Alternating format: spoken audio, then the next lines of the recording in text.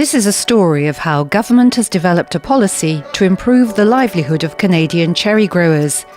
The Okanagan Valley, located in the province of British Columbia, is the heart of Canada's cherry growing region.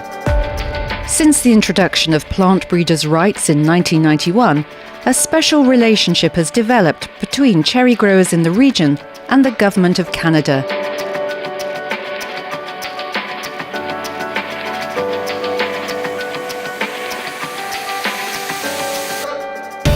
In the early 1990s, the British Columbia Fruit Growers Association partnered with the federal government and created a corporation to commercialise new cherry varieties developed from the region's public breeding programme. Summerland Varieties Corporation came into existence to manage the commercialisation and intellectual property rights of new cherry varieties entering the marketplace, both domestically and internationally. The Summerland breeding program, it's very important because to make money in this business, you have to sell a premium cherry, and it has to be big, firm, juicy, and sweet. And the cherries that have come out of Summerland meet those requirements. So you can go into the marketplace, you can get a premium price, your customers are happy, consumers love to eat them. It's just a win-win-win. Canadian cherry growers are very supportive of their public cherry breeding program. Summerland Varieties Corporation uses plant breeders' rights to protect their investments in research and development, as well as support their competitiveness in international markets. Significant efforts have been placed on breeding late-ripening cherry varieties to extend the production season. Some of the more recent releases of cherry varieties include Staccato and Centennial, which are popular with growers and buyers alike.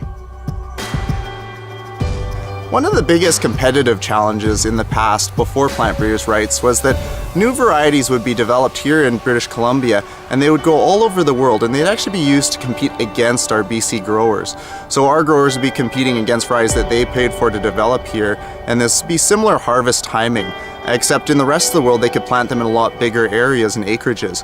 The biggest change going forward in the future is some of the exciting varieties that have been developed here at the Summerland Research and Development Centre. And what they've done is they've actually developed varieties that harvest very early to very late. So they've been able to extend that harvest season so they can have varieties available from mid-June all the way into early September, which has really been a benefit to the Canadian growers and allowed for them to expand their acreages and support themselves.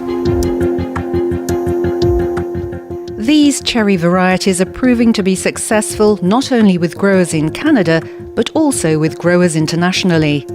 Summerland Varieties Corporation manages all licensing agreements when Canadian-bred cherry varieties are grown and sold in other countries. They do so in a way that ensures that Canadian growers are the first to benefit from new varieties entering the marketplace. When it comes to licensing, we provide Canadian growers and marketers with priority access. By strategically allocating production and marketing territories, we ensure that Canadian growers and marketers, who represent a very small portion of the international fruit market, have an even playing field on which to compete. We would not be able to do this without plant breeders' rights. The new cherry varieties released into the marketplace are being bred by the Canadian government's Summerland Research and Development Centre. In fact, 80% of the sweet cherry varieties grown worldwide can trace their lineage back to this breeding station. Summerland's cherry breeding program is one of the most successful cherry breeding programs in the world. A vast majority of cherries grown across the world are Summerland varieties. Some of the new varieties that we develop have improved texture, they have improved fruit size, they have better stem quality, they have good storability, they have good shippability, they have a good flavor, which are very important for the consumers. Plant breeders' rights intellectual property protection is the foundation of this partnership between Canadian cherry growers and the federal government breeding program. The revenue from royalties ensures a steady stream of income that can be reinvested in plant breeding, funding a continuous pipeline of new and improved varieties for Canadian growers moving into the future. The ultimate goal of Summerland Variety in terms of supporting the domestic cherry growers as well as the cherry breeding program at Agriculture and Agri-Food Canada is to bring in enough royalties from both domestic growers and international growers that we can create a self-sustaining breeding program at Agriculture and Agri-Food Canada. 15 years ago, if you'd asked me how I feel about royalties, I wouldn't have been for it, because you go out and plant 2,000 trees and then you have to pay, let's say, $2,500 in royalties. I'd rather have that money in my pocket. But now that I have more experience growing cherries, I'm very comfortable with it, because I know that money is going back into the breeding program, which is going to develop new cherry varieties that I can be successful with in the future. With plant breeders' rights now, the first example of that would have been Staccato. Staccato was released on a limited basis. It was protected. The industry could control for the first time who grew those cherries, where, in what quantities, and what markets they could sell to.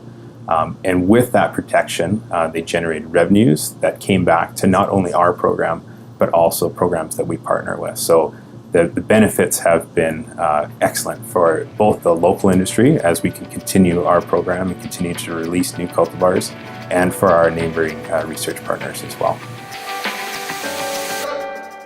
Sweet cherries represent only a small proportion of Canada's total fruit production. Only 1,700 hectares of orchards are in cherry production. However, by using plant breeders' rights intellectual property protection, cherry growers, in cooperation with government, are able to create a system that finances breeding efforts and provides innovative new varieties which allow Canadian growers to be competitive in a global marketplace. So the premium markets are the export markets, and the newest one is China. It's over 1 billion people, it's a growing economy, rising middle class, and they love cherries. And they see it as a valuable thing. Here in Canada, especially in the Okanagan, people kind of take cherries for granted because we're used to them, right? But there's a catch. You have to have a really good product. It has to be big, firm, and sweet. And the Summerland varieties, they are. If you do the job right in your orchard, you'll have those cherries and you can do very well exporting them into China.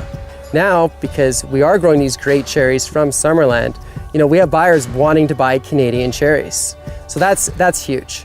And the other side of it is the varieties are coming later now. Staccato, Centennial, they're much later.